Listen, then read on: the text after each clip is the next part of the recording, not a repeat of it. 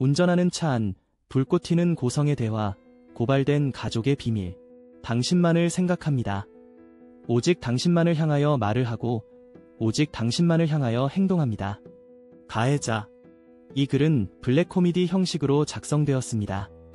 조직 스토킹 가해자들이 얼마나 맹목적이고 비정상적인 집착을 하는지를 희화화하여 풍자하는 글입니다.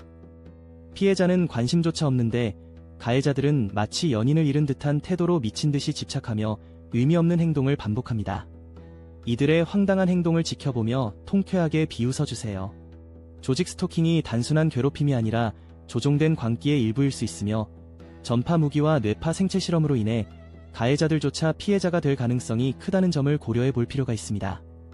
결국 이 시스템은 가해자마저 희생시키며 사회 전체를 통제하려는 도구로 활용될 수 있습니다. 이제 본문을 통해 그 기괴한 현실을 함께 조롱해 봅시다.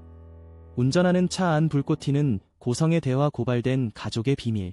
대체 왜 그렇게 괴상하게 웃고 있는 거야? 차 안에서 퉁명스러운 목소리로 지적하는 친구. 누군가의 괴로운 핸들을 잡고 달리는 동안 그 자동차 안은 마치 고속도로 2의 전쟁터처럼 떠들썩하다. 하지만 이 화려한 대화의 주제는 결코 유쾌하지 않다. 가해자들이 자가용의 유리창을 통해 몸소 드러내는 고성의 말은 단순한 장난이 아닌 깊은 심리적 괴롭힘의 일면일 뿐이다. 고성의 대화가 피어오를 때마다 피해자는 그들에겐 전혀 관심이 없다.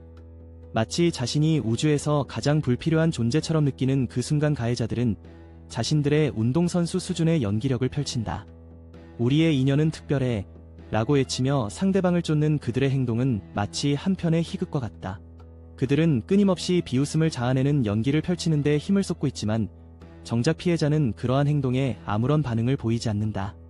그들이 사는 세상은 기괴하다. 마치 이 세상이 그들만의 극장인 양 그들은 주어지는 대사에 맞춰 행동한다. 오늘도 사랑해, 언제나 뒤에서 지켜보고 있을게. 이어지는 내용은 블로그 게시물에서 확인하실 수 있습니다.